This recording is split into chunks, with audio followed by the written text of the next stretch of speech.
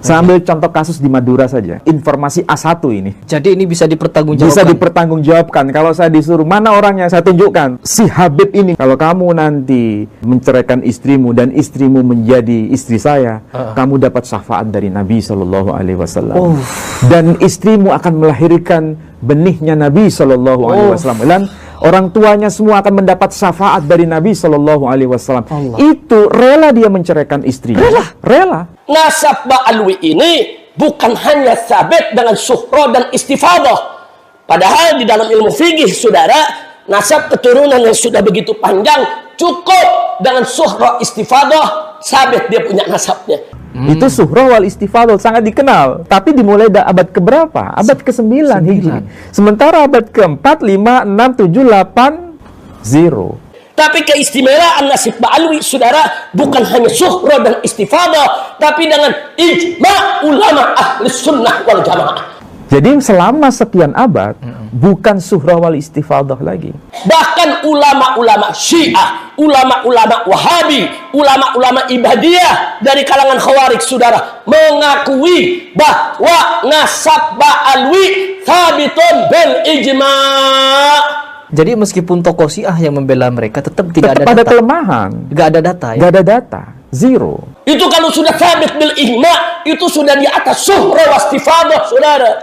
Udah suhro juga, istifadah juga, ijma' lagi. Subhanallah. Kalau datanya itu baru muncul pada abad ke-9 Hijri, untuk menegaskan itu ada hubungan dengan Nabi Shallallahu Alaihi Wasallam. Sementara sekian abad, 500 tahun lebih, bahkan hampir 600 tahun, data itu blank.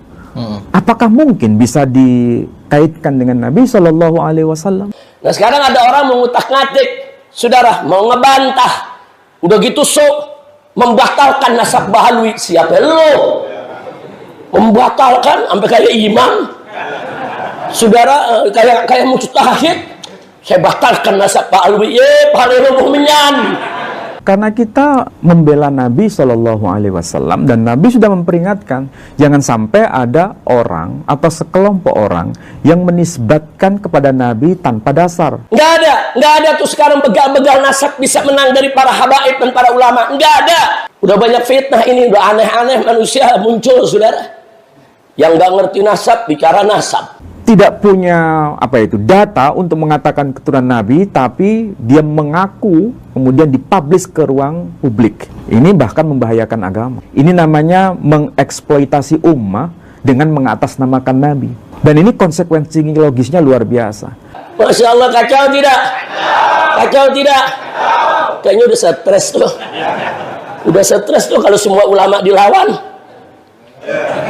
Edan itu ya, kawan. Nah, itulah yang membuat saya kadang-kadang merasa prihatin. Kalau ini tidak ada yang bersuara, lalu siapa lagi? Tapi kalau sudah mengaku sampai ke ruang publik, publik tidak boleh diam.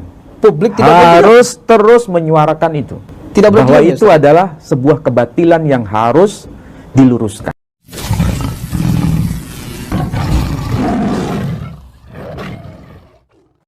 Ya, kalau kita sebagai manusia modern, saya sebut manusia modern, siapapun berhak untuk mengaku. Siapapun berhak. Sekalipun mau mengaku keturunan Naruto. Bukan saya yang mengatakan ya. Saya.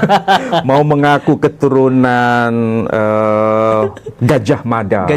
Mau mengaku keturunan Hayam Wuruk. Mau mengaku keturunan Prabu Siliwangi atau siapapun saja. Itu hak setiap orang. Kita tidak boleh mengganggu gugat, karena itu keyakinan pribadi dan keyakinan kelompoknya. Klaim sepihak mereka. Ya, itu kita tidak boleh menafikan itu. Tapi masalahnya ketika pengakuan itu, saya keturunan ini, keturunan itu dipublish di ruang publik, betul, harus ada pertanggungjawaban. Nah, pertanggungjawaban mereka, pertanggungjawaban itu harus berbasis pada data. Nah, dan data itu bisa diverifikasi. Cara verifikasinya bagaimana? Ya, tentu saja kalau saya sebagai seorang filolog ditanya, harus ada data seperti ketika Nabi diklaim sebagai tokoh historis. Datanya ada nggak? Ternyata ada. Ya, manuskrip itu. Benar. Tapi kan mereka juga punya apa itu namanya tuh? Kelompok yang mendata itu bagaimana? Ya ada memang. Iya kan? Ada. Ada kan? Misalnya RA. mereka menyebut keturunan dari Nabi Shallallahu Alaihi Wasallam Betul. menurut jalur dari Ubaidillah bin Ahmad bin Isa al-Muhajir. Betul. Ubaidillah bin Ahmad bin Isa al-Muhajir. Al-Muhajir. Ada yang menyebut Abdullah bin Ahmad bin Isa al-Muhajir. Data itu ya nyambung dan disambungkan kepada Nabi Shallallahu Alaihi Wasallam itu dokumen abad ke-9 Hijri. Abad ke-9 Hijri. Betul. Sementara kalau abad ke-9 Hijri ini tulisan Habib Ali Asyakran. Tulisan tahun berapa itu? Judul kitabnya Al-Burqatul Al-Musyiq. Ini tulisan sudah lama. Iya abad ke-9, Oh. tapi persoalannya tokoh yang bernama Ahmad bin Isa al-Abah itu baru bisa diklarifikasi. Beliau hidup tahun 345 Hijri. Berarti abad keempat.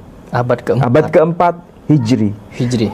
Pertanyaannya, abad keempat Hijri tidak pernah disebut Ubaidillah atau Ubaidullah. Oke. Abad kelima nama itu juga tidak muncul. Abad keenam nama itu tidak muncul. Tidak muncul. Abad ketujuh nama itu nggak muncul. Nggak ada Abad lagi. ke-8 nama itu nggak muncul. Nggak Abad muncul lagi. ke-9 awal nama itu juga nggak muncul. Leh. Munculnya itu baru abad ke-9. Itu buku atau kitab karangan dari kalangan mereka sendiri. Artinya ada kekosongan waktu sekitar 500 tahun lebih, hampir 600 tahun. Nama Ubaidullah atau Ubaidillah itu tidak ada kaitannya dengan Nabi Shallallahu Alaihi Wasallam melalui Ahmad bin Isa al-Abah. Tidak ada sama sekali. Itulah yang kemudian menjadi kegaduhan. Iya, Pak, lebih 500 tahun itu lama Iya. loh. Ini, coba Anda kasih analogi dulu. Saya tahu siapa bapak saya. Saya ke kakek saya tahu. Tapi kepada buyut saya sudah tidak tahu siapa. Apalagi buyut-buyutnya bapak saya. Dan itu belum berjalan 100 tahun. Ya Ustadz ya. Saya sudah lupa dan tidak tahu siapa dia. Apalagi kan tidak ada catatan. Ini kita berbicara yang tidak ada catatan. Bagaimana orang yang mencatat suatu nasab terpending selama 500 tahun lebih, tiba-tiba nama itu diingat dan dimasukkan. Itu bagaimana Ustaz? Nah, itu problemnya. Makanya, Dan itu yang kemudian digugat oleh sebagian orang. dan jadi gaduh sekarang ini. Dan sekarang menjadi kegaduhan yang luar biasa. Makanya itu kan klaim sepihak mereka. Ya, karena memang tertulis dalam buku atau kitab dari kalangan Mereka. internal. Nah, Sedangkan tulisan di kalangan eksternal tidak menyebut itu. karena kan kita berbicara tokoh ini. Iya. Keturunan Nabi Muhammad SAW harusnya tercatat. Kalau misalnya ini tokoh biasa ya. Tokoh biasa. Misalnya Ubaidillah itu tokoh biasa. Ya. Kalau tidak tercatat dan tidak ada catatannya, mungkin masih bisa dimaafkan dalam tanda kutip. Tapi masalahnya tokoh ini dianggap sebagai imam. Kalau sebagai imam itu kan gelar tertinggi pada masa itu. Benar. Kan ada imam ahli hadis, ada imam ahli tafsir. Iya. Misalnya kalau Imam At-Tabari itu kan disebut imam ahli tafsir. Benar. Kemudian kalau misalnya ada tokoh tidak dikenal sebagai imam, tidak dikenal sebagai siapa-siapa, Iya. lalu bagaimana kaitannya dengan catatan itu ada atau tidak? Kalau misalnya itu dikenal sebagai imam, pasti catatannya itu ada. Pasti catatannya ada. Karena dia dikenal. Karena orang-orang itu pasti akan mengingat siapa imam mereka. Ya tentu Dan pasti saja. ditulis. Dan pasti tertulis. Apakah selama 500 tahun itu tidak ada pulpen, tidak ada pena untuk nulis? Ya pasti ada, Bu. Nama Nabi Shallallahu Alaihi Wasallam tercatat dalam dokumen Yunani kan pakai pena. Iya kan? Jadi bukan mustahil sekedar pakai lisan. Jadi mustahil pada waktu itu tidak tercatat ternyata nasab itu bukan karena tidak bisa menulis atau tidak ada alat tulis. Bukan karena tidak ada alat tulis dan juga bukan karena tidak ada sarana untuk menulis. Apa malas nyatet? Bukan karena malas mencatat juga. Kalau malas mencatat, kenapa dokumen lain yang eksternal juga tidak mencatat? Padahal ulama-ulama besar mencatat semua. Berarti dari dokumen eksternal ini juga tidak ada. Juga tidak ada. Bahkan kalau kita bandingkan ya, oke lah kita buka semua data. Data Sunni misalnya, data ulama-ulama Sunni. Ulama Sunni. Ada nggak mencatat tokoh itu di abad ke-4, 5, 6, 7, 8, 9? Zero, nggak ada catatan. Kemudian kalau kita tanya, oke lah, Dokumen Syiah bagaimana? Ada nggak catatan itu? Juga nggak ada.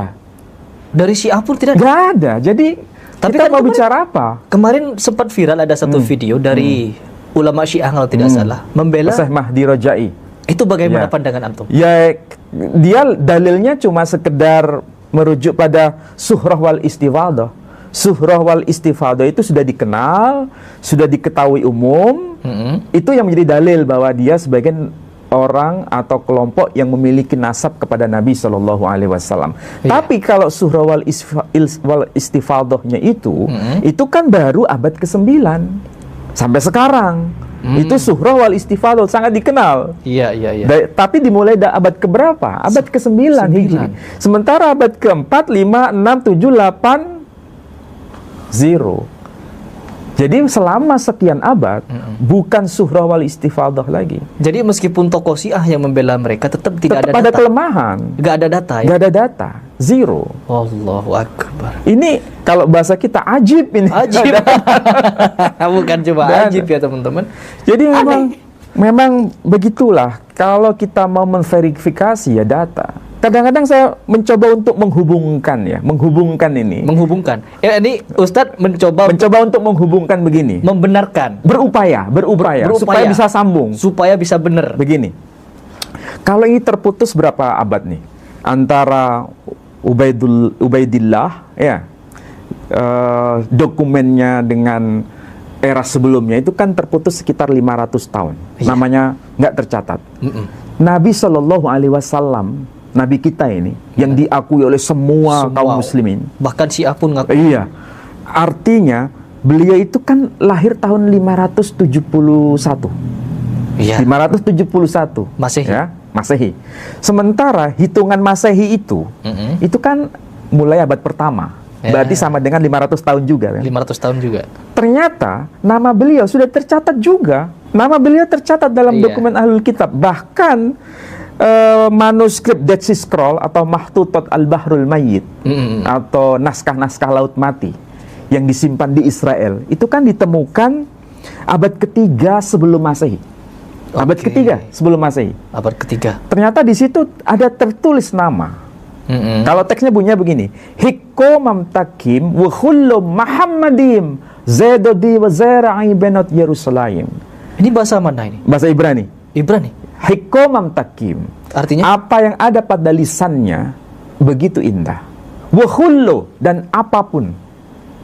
Semuanya. Semuanya. Siapa dia? Muhammadim. Saya nggak terjemahkan nih. Muhammadim.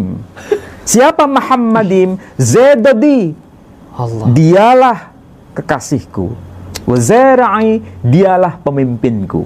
Siapa yang ngomong begini? Ini adalah Melek Shlomo, Malik Sulaiman. Nabi Sulaiman.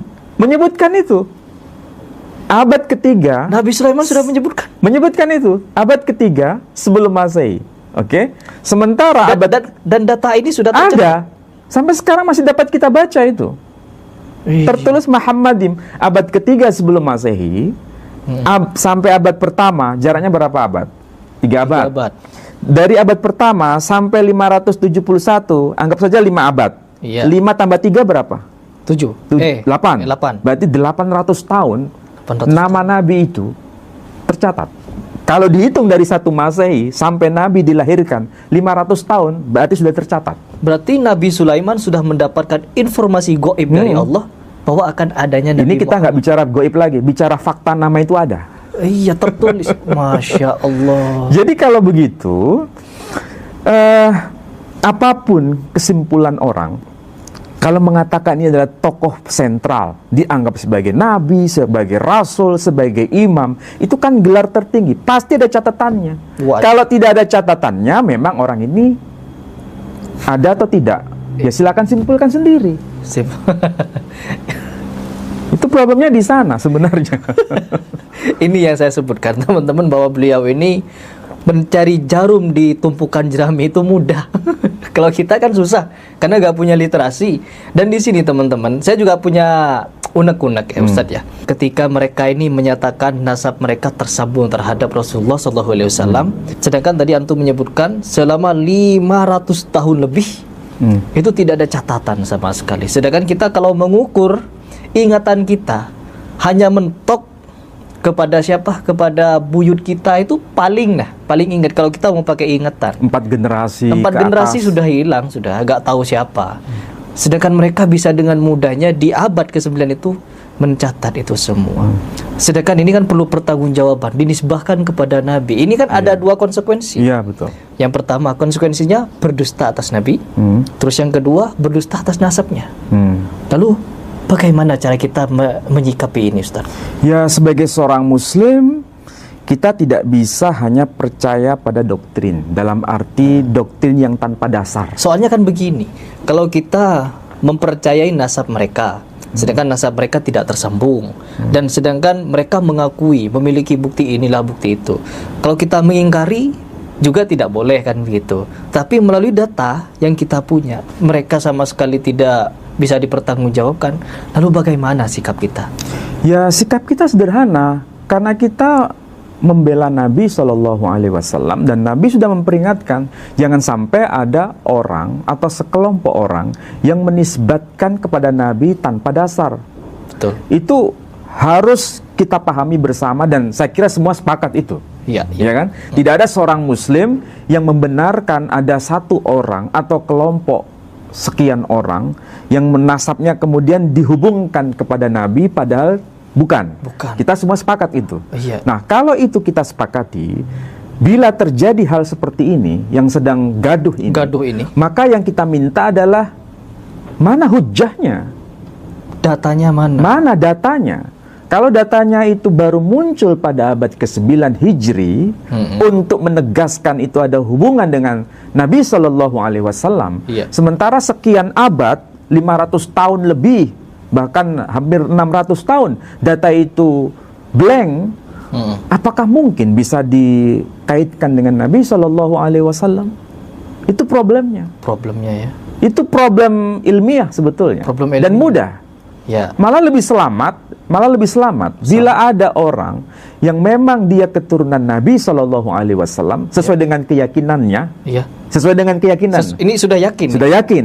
Kemudian dia tidak mempublish di ruang publik. Itu patut kita lebih hargai. Daripada dia tidak punya data untuk mengatakan keturunan Nabi, tapi dia mengaku kemudian dipublish ke ruang publik. Iya. Ini bahkan membahayakan agama. Bukan cuma diri pribadi lagi ya. Iya. Tapi ini agama. kaitannya dengan umat. Ini namanya mengeksploitasi ummah dengan mengatasnamakan Nabi. Dan ini konsekuensi logisnya luar biasa. Iya. Ini saya ambil contoh ya. Ini bukan penelitian filologi, ini penelitian sosiologi. Saya ambil contoh kasus di Madura saja. Bagaimana itu? Ini kalau saya boleh bercerita ya, ini karena dari informasi A1 ini. A1. Di kalangan masyarakat Madura sendiri, bahkan Kiai sendiri yang cerita ke saya. Jadi ini bisa dipertanggungjawabkan? Bisa dipertanggungjawabkan. Kalau saya disuruh, mana orangnya saya tunjukkan, tapi bukan di forum ini. Siap. Nah, tafadhol. Di Madura itu sudah biasa. Maksudnya biasa dalam hal apa ini? Begini, Madura itu memiliki karakter yang menjunjung tinggi marwah. Bila ada istrinya diganggu oleh orang lain, maka sang suami itu rela untuk mati, yang disebut dengan carok itu kan. Iya. Ya, saya kira Madura ini. Mas Pros kan orang Madura. Doktrinnya itu harga diri kan? Harga diri. Jangankan diambil, diganggu saja, itu sampai lebih baik nyawa putih tulang, ya kan? Bener. Artinya rela mati dengan carok itu. Tapi karena ada seseorang misalnya mengaku Habib, dan memang wajahnya itu wajah Arab mengaku Habib. Dia mengaku ya. Ada suami istri misalnya. Suami istri nih. Kemudian si Habib ini misalnya meminta istrinya. Istri itu orang dalam diminta. arti diminta, ingin dinikahi. Maka sang suami ini mau menceraikannya dulu, setelah itu menikah sama ini. Dengan alasan apa? Kalau kamu nanti menceraikan istrimu dan istrimu menjadi istri saya, kamu dapat syafaat dari Nabi SAW. Dan istrimu akan melahirkan benihnya Nabi SAW. Dan orang tuanya semua akan mendapat syafaat dari Nabi SAW. Itu rela dia menceraikan istrinya. Rela. Ini bukan satu kasus, dua kasus. Banyak kasus. Astagfirullahaladzim. Sampai seperti itu. Saking kuatnya doktrin ya Ustaz. Dan kalau misalnya itu terjadi, nggak ada beban itu mau carok atau tidak, nggak ada beban. Gak ada beban. Karena apa? Mengaitkan dengan Nabi kita. Nabi Shallallahu Alaihi Wasallam. Dan yang lebih membuat kita miris hati, Miris, betul. ternyata perempuan-perempuan yang diminta itu cantik-cantik. Iya, kalau gak cantik gak mau mereka. Itu problemnya. Iya. Jadi masalahnya ini masalah sosial juga. Bukan cuma masalah Bukan soal agama. masalah agama saja. Ini sudah masuk Masalah sosial. persoalan sosial. Saya kira kalau saya bicara seperti ini, banyak orang mengaminkannya. Karena kalau mereka melihat fakta, memang begitu. Ya Allah. Jadi jangan kita alergi dengan fenomena sosial yang di kalangan Madura itu memang ada seperti Memang itu. ada, ya? Ada. Luar biasa, luar biasa. Ini bukan saya yang mengatakan, Mas Pras ya. Iya, iya. Saya dari A1, kiai yang ada di Madura juga. Jadi Ustadz Ali sudah memiliki data ini itu valid. Mau apa? Ya, mau apa? Jadi Di yang sini. dijadikan acuan itu syafaat. Ya, Syafaat. Jadi suaminya, yang mantan suaminya itu akan dapat syafaat dari Nabi. bahkan bukan cuma hal itu, Ustaz. Orang yang sudah mati dalam kondisi fasik, bisa mereka tanggung masuk surga. Wah, Gak perlu dijawab ya, deh. ya, saya menyaksikan itu. Menyaksikan kan? Ya, ya. Sampai di titik itu kita didoktrin. Padahal itu menyalahi Al-Quran, menyalahi As-Sunnah. Melangkahi Nabi kalau perlu. Nah itulah yang membuat saya kadang-kadang merasa prihatin. Kalau ini tidak ada yang bersuara, lalu siapa lagi? Iya. Jadi di sini kita ini ya teman-teman, terkhusus Profesor Manahim Ali, di sini beliau sebagai seorang yang memiliki data, ya, memiliki kemampuan untuk membedah sesuatu dengan secara ilmiah. Ini pasti tidak boleh dipatahkan hanya dengan sekedar opini ya. Oh, tidak boleh. Harus dengan data Harus juga. dengan data. Harus dengan data. Kalau kalian merasa sayang, nih pertama sayang kan Ustadz ya, sayang kepada habaib yang kalian anggap itu sebagai orang yang luar biasa lah keilmuannya. Tapi kalau berbicara nasab, tunggu, butuh data untuk menjelaskan hal itu. Terus yang kedua, kalau merasa peduli terhadap Islam, lakukan sesuatu agar hal ini tuh bisa bebas dari tanah kita, dari negeri kita. Yaitu apa? Doktrin-doktrin semacam tadi. Bagaimana kita sebagai umat muslim menyadarkan umat dari lelapnya mereka tidur oleh doktrin tadi. Karena doktrin ini sangat berbahaya. Bahkan nggak boleh ada perbudakan ya. Nah, Tapi itu dia. sekarang perbudakan spiritual itu luar biasa. Kolonial. Kolonialisasi masih ada sampai sekarang. Itu problem besar Masya masyarakat kita. Gaya beragama secara primitif itu masih ada sampai hari ini. Bukankah kita ini mengaku sebagai manusia modern? Betul. Tapi gaya beragama secara primitif itu masih terulang dan terus terulang Dan masih dilakukan sampai sekarang. sampai sekarang. Siapa yang harus bersuara? Kalau bukan kita. Kalau bukan orang-orang yang punya kepedulian persoalan itu.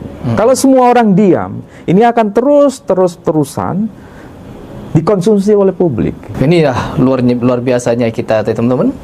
Ya saya menyatakan luar biasa karena memang orang Indonesia luar biasa. Ketika mereka cinta kepada salah satu tokoh, apalagi orang yang dianggap nasabnya sambung kepada Nabi Muhammad, Tidak jadi, kritis. bukan cuma tidak kritis. Nah ini makanya saya bilang luar biasa, cintanya luar biasa. Meskipun datanya tidak terbukti, Oh, tetap luar biasa cintanya iya, iya. Ustaz. Itu luar biasanya orang Indonesia ya. Luar biasanya Indonesia. Untuk penutup Ustaz, nasihat dari Ustaz bagaimana untuk kita semua ini? Saya kira begini sebagai seorang muslim, Iya. siapapun kita, apapun latar belakang kita mendapatkan hidayah Islam ini adalah agama yang rahmatan lil alamin, yang membebaskan, yang artinya sejak awal Nabi Shallallahu Alaihi Wasallam itu tidak membedakan warna kulit, baik kulit hitam ataupun kulit putih, Betul. baik ajam ataupun Arab. Artinya tidak ada beda antara orang Arab dengan orang non Arab, dan perbudakan dihapuskan. Dan itu ada figurnya, yakni Bilal bin Rabah. Ya. Itu komitmen Islam di awal dakwahnya. Ketika Nabi menjelang wafat, Nabi Shallallahu Alaihi Wasallam menjelang wafat, dia membuat satu dustur yang namanya Dustur Madinah. Bahkan khutbah di Haji Wada, beliau menetapkan 3 hal yang penting juga Persis seperti di awal dakwah beliau. Tidak ada bedanya antara Arab dan yang bukan Arab. Tidak ada bedanya antara kulit hitam dan kulit putih. Dan perbudakan telah dihapuskan. Coba bayangkan. Inilah Islam. Kalau masih ada kasta-kasta, Iya. ada privilege, ini yang lebih dihormati, ini yang tidak dihormati, ini bukan Islam. Ini bukan Islam. Islam itu kesetaraan. Iya. Tidak ada kelas-kelas atau kasta-kasta. Inilah yang diajarkan Nabi SAW.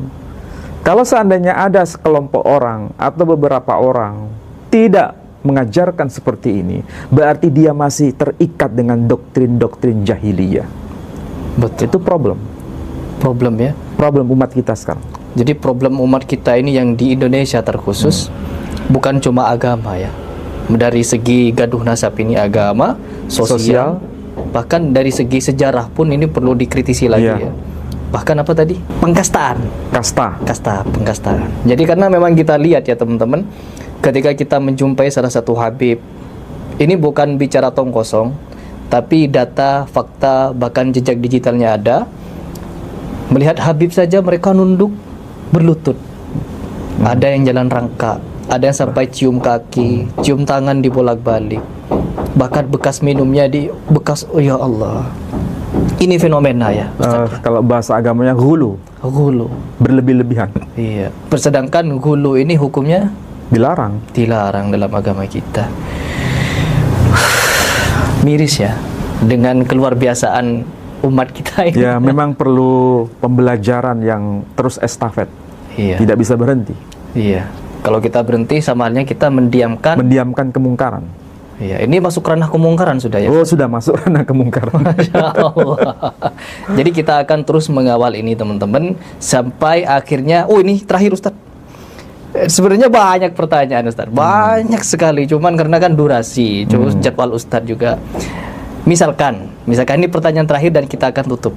Misalkan satu, dari segi internal mereka, data internal mereka punya bukti dengan tulisan mereka sendiri, tapi mereka tidak memiliki data dari eksternal, tapi mereka masih kekeh mau mempertahankan kalau mereka zuriat Nabi. Itu bagaimana hukumnya? Terus yang kedua, misalkan ada di antara mereka legowo dengan kebenaran ini, misalkan dari segi tes DNA mereka tidak connect dengan Nabi, dari segi data eksternal mereka tidak ada, lalu mereka mengaku bukan zuriyah Nabi Muhammad, dan mereka mengklarifikasi itu dan dengan rendah hati mereka ingin menjadi seorang muslim yang lebih taat lagi dan membenahi diri. Itu bagaimana pandang Ustaz dengan dua fenomena ini nanti? Misalkan terjadi. Ya. Untuk yang kedua, ini penting untuk dicatat. Oke, yang kedua. Mereka yang sudah legowo, mau tidak ada privilege dalam hidupnya, mengaku dirinya sama dengan yang lain. Iya. Artinya mereka memandang bahwa Muslim itu sederajat. Ini harus kita hormati. Iya. Dan kita rangkul semua. Iya. Dan kita harus menjunjung tinggi dalam arti menghormati sebagai manusia Muslim, bersaudara, dan tidak ada caci maki dan tidak ada saling membenci. Apalagi mereka alim ya Ustaz. Ya. Apalagi mereka yang kita rujuk itu kealimannya. Benar. Sehingga kita bisa belajar kepada mereka, belajar kepada siapapun. Karena yang diangkat oleh Allah adalah ilmu. Bukan nasabnya. Bahkan ketakwaan itu menjadi kunci dalam Al-Quran. Inna akramakum indallahi atqakum. Ini poin yang kedua. Dan itu yang kita harapkan sebetulnya. Tidak ada kedewasaan orang, tidak ada orang yang mengklaim saya keturunan Nabi, kamu harus menghormati saya, kalau tidak menghormati kamu masuk neraka. Hal seperti ini harus ditiadakan, harus dihapuskan, harus ditiadakan. Nah, untuk poin yang pertama tadi, yang masih kekeh dengan pengakuan itu. Kalau pengakuan itu hanya dibicarakan dalam internal keluarganya saja, tidak sampai ke ruang publik, ya orang luar tidak mendengar, yaitu hak setiap orang. Hak setiap orang, siapapun mengaku keturunan Naruto juga boleh kok. Saya tidak melarang, asalkan bicara di internal saja. Jangan sampai didengar telinga oleh orang lain. Benar. Kalau didengar oleh telinga orang lain, Mereka pasti menuntut data dan itu pasti akan dipersoalkan terus-menerus, tidak akan pernah berhenti. Tapi masalahnya orang sekarang ini, Ustadz, orang awam-awam sekarang ini mau-mau saja percaya begitu. Tetapi bagi orang yang kritis akan mempertanyakan sampai mana dia bisa mengumpulkan atau memaparkan data itu. Ya, manusia akan terbelah dua. Ada yang menerima apa adanya, Ya. karena memang tidak berdasar pada ilmu dan itu dilarang agama. Tapi mereka yang berbasis pada ilmu kemudian dia menyadari itu sebagai kekeliruan, itu sangat-sangat kita hormati. Jadi kalau masih ada yang mengaku-ngaku seperti itu pertanggungjawaban dia kepada Allah Subhanahu wa taala, pertanggungjawaban dia kepada Nabi sallallahu alaihi wasallam. Tapi kalau sudah mengaku sampai ke ruang publik, Iya. publik tidak boleh diam. Publik tidak boleh diam. Harus terus menyuarakan itu. Tidak boleh Bahwa diam, ya, itu Ustaz? adalah sebuah kebatilan yang harus diluruskan. Kan basisnya semua data, Iya. bukan hanya klaim. Islam agama dalil. Iya, ya. Nahnu abna'ud dalil. Kita ini putra orang yang berdasar pada dalil. Ya. Itu yang harus disuarakan. Masya Nggak boleh hanya sekedar pokoknya kita percaya taken for granted. Terima apa adanya. Tidak boleh. Nggak boleh ya, Ustaz ya. Agama kita ini agama dalil. Masalahnya di situ. Bukan agama ketua.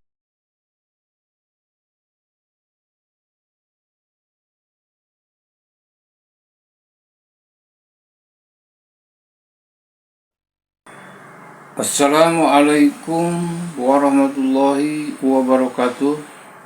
A'udzubillahi minasyaitonirrajim. Bismillahirrahmanirrahim. Sahabat dan saudara-saudaraku, berjumpa lagi bersama Panggilan Islami Channel.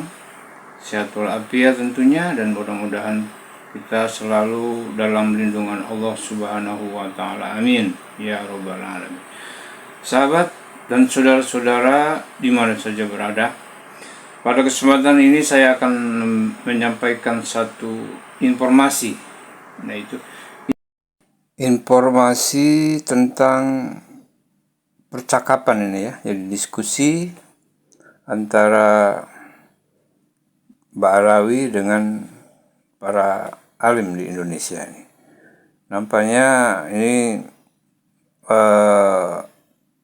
Mbak Alawi tersinggung karena disuruh belajar di Indonesia atau belajar kepada Indonesia ya.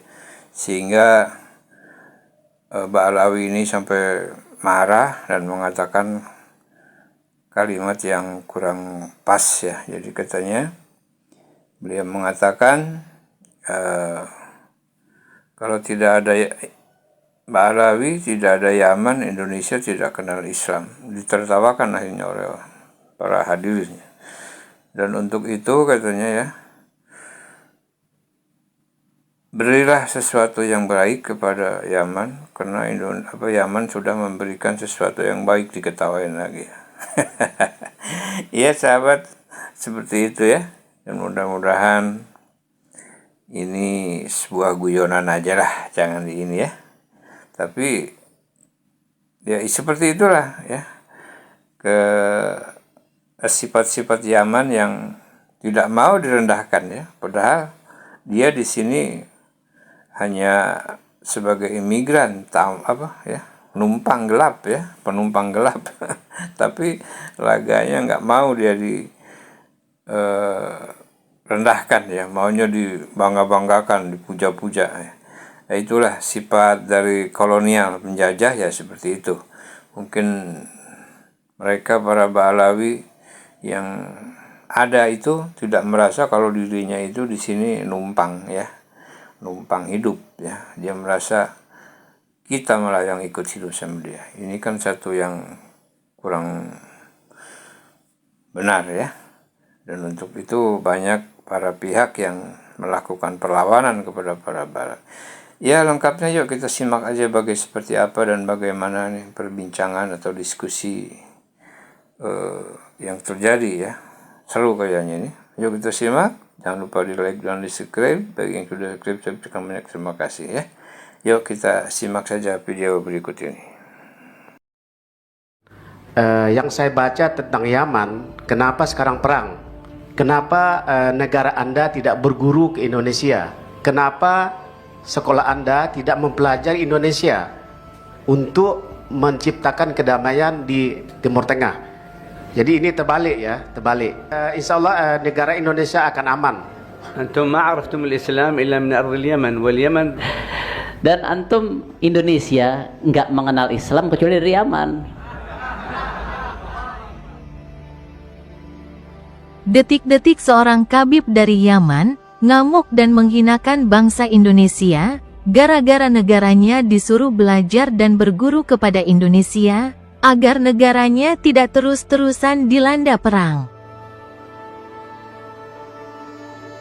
Ya, pertanyaan yang ketiga, silakan.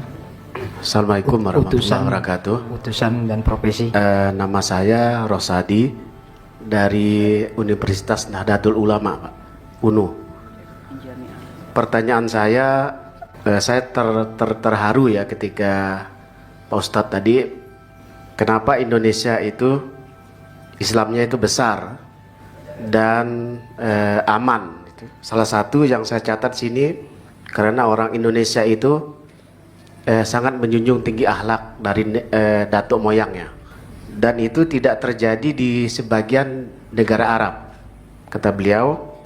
Bahkan di Yaman sendiri, nah ini yang berkaitan dengan negara Yaman. Yang saya baca tentang Yaman, kenapa sekarang perang? Karena pengikut Houthi itu hampir menguasai Yaman, sehingga diambil alih oleh pemimpinnya kabur ke Arab Saudi, lalu Arab Saudi membombardir Yaman. Kenapa negara Anda tidak berguru ke Indonesia? Ya, kenapa sekolah Anda tidak mempelajari Indonesia untuk menciptakan kedamaian di Timur Tengah? Jadi ini terbalik ya, terbalik. Jadi insya Allah negara Indonesia akan aman dan sentosa. Singkat aja, Pak. Itu pertanyaan saya, kenapa solusi dari persoalan yang di negara Anda itu tidak belajar ke Indonesia? Terima kasih. Assalamualaikum warahmatullahi wabarakatuh. السؤال الأول يعني تعجبت مما قلتم مما يعني في إندونيسيا من بقايا القيم والأخلاق الموروثة من المدرسة الأبوية. تعجبت من ذلك. لماذا لا تتعلم أنتم يا أهل اليمن من إندونيسيا لإيجاد السلامة في شرق الأوسط؟ المفروض يعني ليس بالعكس، أنتم تتعلمون مننا من أهل إندونيسيا لإيجاد السلامة في بلادكم. بالطبع نحن وصلنا إليكم لأجل نأخذ حقنا الذي عندكم من قبل.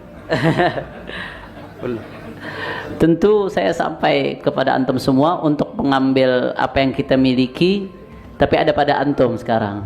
أنتم ما عرفتم الإسلام إلا من أرض اليمن واليمن يعبث الشيطان اليوم بها، فأنتم عليكم واجب نحوها كما أنها قد قدمت لكم الخير، فاذكروها بالخير لأجل أن تقدموا لها الخير. Dan antum Indonesia nggak mengenal Islam kecuali dari Yaman. Indonesia tidak mengenal Islam, antum la ta'rifun al-Islam illa min al-Yaman. Antum tidak mengenal Islam kecuali dari Yaman, dan Yaman pada saat ini sedang diobok-obok oleh setan. Maka belilah persembahkanlah sesuatu kepada Yaman sebagaimana Yaman mempersembahkan sesuatu kepada antum, dan sebutkan Yaman dengan baik. Inilah bahaya dari pemalsuan sejarah. Wali Songo penyebar agama Islam di Nusantara dipalsukan nasab dan sejarahnya bahwa Wali Songo datang dari Yaman dan berasal dari golongan mereka, sehingga kaum Habib bisa seenak jidatnya menghina dan merendahkan bangsa Nusantara.